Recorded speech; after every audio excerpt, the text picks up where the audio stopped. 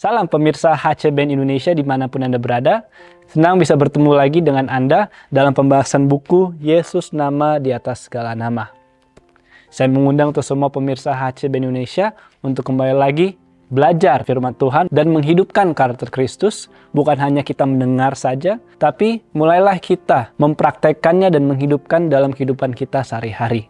Judul kita pada hari ini adalah Sang Penderita yang Tabah. Ayat inti kita terdapat di Yesaya 53 ayat 4 yang mengatakan, "Tetapi sesungguhnya penyakit kitalah yang ditanggungnya, dan kesengsaraan kita yang dipikulnya." Di atas takhta itu dinyatakan salib dan bagaikan pemandangan yang luas tanpa pemandangan penggodaan dan kejatuhan Adam.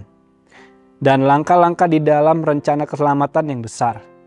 Kelahiran yang hina juru selamat, permulaan kehidupannya, yang penuh kesederhanaan dan penurutan, pembaptisannya di Sungai Yordan, berpuasa dan pencobaan di padang gurun, pelayanannya kepada masyarakat umum, membukakan kepada manusia berkat-berkat surga yang paling berharga, hari-hari yang penuh dengan perbuatan-perbuatan kasih dan kemurahan hati, malam-malam berdoa dan berjaga di tempat terpencil di gunung-gunung, komplotan-komplotan orang yang iri, benci dan dengki, yang membalas kebajikan-kebajikannya, penderitaan yang mengerikan dan misterius di Taman Getsemani, di bawah beban dosa seluruh dunia yang berat. Penyerahannya ke tangan massa yang berniat membunuhnya. Peristiwa-peristiwa yang menakutkan pada malam yang mengerikan itu. Tawanan yang tidak melawan itu telah ditinggalkan oleh murid-muridnya yang sangat dikasihinya, yang berlari cepat-cepat melalui jalan-jalan kota Yerusalem. Anak Allah dibawa di hadapan Hanas, didakwa di istana imam besar, di ruang pengadilan Pilatus, di hadapan Herodes yang pengecut dan kejam, diolok-olok, dihina, disiksa, dan dihukum mati. Semuanya digambarkan dengan jelas. Mengisahkan cerita di malam hari di mana Yesus mau sedang ditangkap oleh murid yang dikasih Yesus, pengkhianat itu yaitu Yudas. Tapi ini menceritakan bagaimana Yesus, si penderita itu yang tabah, menceritakan bagaimana dia diolok-olok, dibawakan ke raja dan dibawakan ke semua imam besar, tapi dia tidak memberontak. Ketika dia ditahan, murid-muridnya yang mau menjaga Yesus. Pun Yesus mengatakan bahwa inilah waktunya dia harus dikorbankan untuk kita semua, supaya kita bisa diselamatkan. Yesus mempunyai misi yang penting. Ketika Yesus datang ke dunia ini, itu adalah misi yang penting bagi Yesus. Karena kenapa? Tanpa adanya pengorbanan Yesus ke dunia ini, tidak ada lagi harapan bagi kita semua untuk diselamatkan. Yesus tahu bahwa kita jatuh ke dalam dosa, kita pendosa. Tetapi satu-satunya yang bisa menyelamatkan kita, perlu ada pengorbanan, perlu ada penderitaan. Yaitu melalui pengorbanan itu, melalui penderitaan itu, kita bisa diselamatkan. Tetapi kenapa harus Yesus yang harus mengorbankan dirinya? Karena Yesus memberikan contoh. Karena hanya Yesuslah yang bisa membantu kita dan hanya yang bisa menyelamatkan kita. Bayangkan saja saudara-saudara, Yesus Sang Pencipta. Dia adalah Tuhan, tapi juga menjadi manusia. Sepenuhnya Tuhan, sepenuhnya manusia. Turun dari taktanya yang besar. Dari takhta seluruh alam semesta. Dia adalah raja dari segala raja. Dari bukunya saja, Yesus nama di atas segala nama. Jadi dia adalah yang tertinggi. Kalau dunia sekarang mungkin di mana ada jabatan-jabatan tertentu. Jabatan yang rendah, menengah, dan jabatan yang paling atas. Nah, Yesus adalah jabatan yang paling tinggi. Tetapi dia rela menjadi hamba, melayani dunia ini. Menjadi hamba supaya dia bisa mati di kayu salib untuk menyelamatkan kita. Karena dengan dia mati di kayu salib, dia telah mau membayar harganya dengan darahnya sendiri demi untuk kita, demi anak-anaknya, demi umat-umat Tuhan. Kalau kita pikirkan saudara, betapa misi yang besar yang dialami oleh Yesus. Yesus adalah sepenuhnya manusia, sepenuhnya Tuhan. Yesus punya kuasa, dia bisa menyembuhkan orang sakit, bisa membangkitkan orang yang mati seperti Lazarus, bisa menyembuhkan penyakit-penyakit yang mungkin saat ini tidak bisa disembuhkan, dia bisa melakukannya. Tapi ketika Yesus di dunia, dia tidak mau memberitahukan kepada orang bahwa dia itu hebat. Dia tidak mau memberitahukan bahwa dia sanggup, dia mempunyai kuasa yang besar. Tetapi dia memberitahukan kepada mereka bahwa dia adalah sang penyelamat. Betul, dia adalah mempunyai kuasa yang besar. Tapi apa yang dia berikan kepada orang-orang adalah dia harus mati di kayu salib menjadi seorang hamba. Itu adalah misinya Yesus. Kepada kita semua, kita tidak perlu melakukan hal itu. Tetapi yang kita perlu adalah mengikuti karakter seperti Kristus. Dan sekarang di hadapan masa yang sedang bergerak itu ditunjukkanlah pemandangan-pemandangan terakhir. Sang penderita yang tabah menapaki jalan menuju Golgota. Raja surga tergantung di salib. Imam-imam yang sombong dan masa perusuh yang mengolok-olok penderitaannya yang terakhir. Kegelapan yang luar biasa. Bumi yang bergetar. Batu-batu yang pecah-pecah. Kuburan-kuburan yang terbuka. Menandai saat-saat bila mana penebus dunia menyerahkan hidupnya. Ya, sangat sedih ketika Yesus sedang diiringi ke Golgota. Dia sedang membawa kayu salibnya itu sendiri.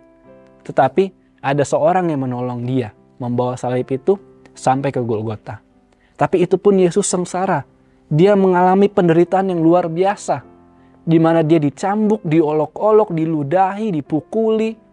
Mungkin kita yang merasa diri kita hebat, yang mempunyai, mungkin seolah-olah kita mempunyai jabatan yang tinggi, apakah kita mau? Apakah kita mau turun menjadi level yang rendah, sehingga dimaki, sehingga diolok-olok, sehingga mungkin kita difitnah sekalipun? Tentu saja saya sendiri mungkin belum siap diperlakukan seperti itu. Tapi Yesus siap diperlakukan seperti itu hingga menyerahkan hidupnya. Dikasih mahkota yang berduri sambil keluar darah. Dia dipaku di kayu salib. Itu adalah kematian yang sangat siksa ya. Yesus telah disiksa perlahan-lahan hingga dia mati. Apakah Anda tahu bahwa kematian yang sangat-sangat sakit adalah ketika kita mati secara perlahan-lahan. Itulah penderitaan yang sangat menyiksa, yang sangat sakit. Ketika dia diiringi ke Golgota, di mana tempat dia akan mati itu. Semua orang justru mengolok Yesus, salibkan dia. Tapi ada beberapa orang yang justru menangis melihat bahwa Yesus harus diperlakukan seperti itu. Mungkin mereka bertanya, apakah harus seperti itu Yesus? Apakah harus seperti itu bahwa engkau harus mati di kayu salib demi menyelamatkan kita? Dengan Yesus harus mati seperti itu, dia bisa, dengan darahnya kita bisa diselamatkan. Pemandangan yang mengerikan itu tampak sebagaimana adanya. Setan dan malaikat-malaikatnya dan para pengikutnya tidak mempunyai kuasa untuk berpaling dari gambaran perbuatan mereka. Setiap pelaku mengingat kembali bagian-bagian atau peran yang dimainkannya masing-masing. Herodes yang membunuh anak-anak. Bethlehem yang tidak bersalah dengan harapan bisa membinasakan Raja Israel. Herodes yang bejat yang menanggung darah Yohanes Pembaptis. Pilatus yang lemah dan pelin-pelan. Serdadu-serdadu yang mengolok-olok dan mengejek. Imam-imam dan para penguasa serta massa yang mengamuk yang berteriak, biarlah darahnya yang ditanggung atas kami dan atas anak-anak kami. Semua melihat kekejaman kesalahan mereka. Sia-sia mereka berusaha menyembunyikan diri dari keagungan wajah ilahi yang melebihi kemuliaan sinar matahari, sementara umat yang ditebus meletakkan mahkota-mahkota mereka di kaki juru selamat sambil berseru, dia mati bagiku. Kemenangan akhir halaman 563. Renungkan lebih dalam. Akankah catatan hidup saya menunjukkan kasih bagi juru selamat saya yang menderita? Ya. Akankah catatan hidup saya menunjukkan kasih bagi juru selamat saya yang menderita? Kita sudah lihat tadi, sudah dengar semua ya. Pilatus, Herodes, orang-orang serdadu-serdadu, bahkan orang-orang Farisi. Yang dimana orang Farisi itu sebenarnya mereka tahu kebenaran. Mereka tahu bahwa itu benar. Tapi mereka rela memberikan Yesus disalibkan karena mereka masih mempunyai dengki kepada Yesus. Saking sempurnanya Yesus, kok Yesus bisa sempurna seperti itu? Padahal Yesus mau menyelamatkan kita semua karena dia tahu bahwa kita tidak sempurna. Kita harus terima bahwa kita memang tidak sempurna. Tapi apa yang Tuhan inginkan dari kita semua adalah walaupun kita tidak sempurna, darah Yesus yang bisa menyelamatkan kita. Yesus sudah memberikan kita keselamatan kepada semua orang. Tapi yang Tuhan tuntut dari kita adalah apakah kita mau mengikuti Yesus saja, bukan diri kita sendiri. Bukan seperti orang Farisi itu. Mereka seakan-akan mengetahui semua teori-teori atau semua pelajaran-pelajaran firman Tuhan.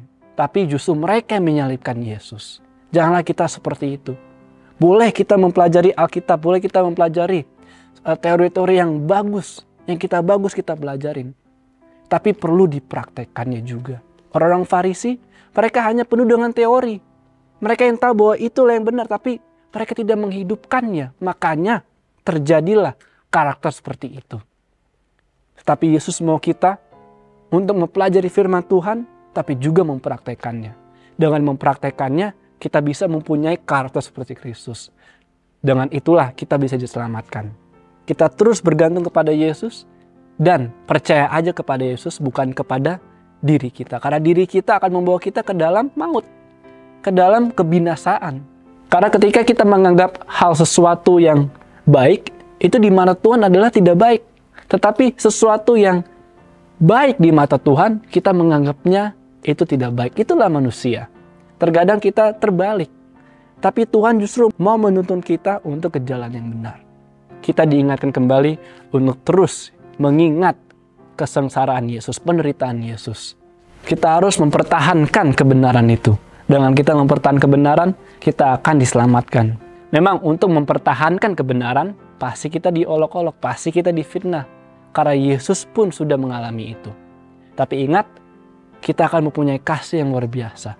Walaupun setan akan terus mencobai kita setiap hari, hari demi hari. Tapi ketika kita terus bergantung kepada Kristus, kita akan terus bertahan melakukan yang benar.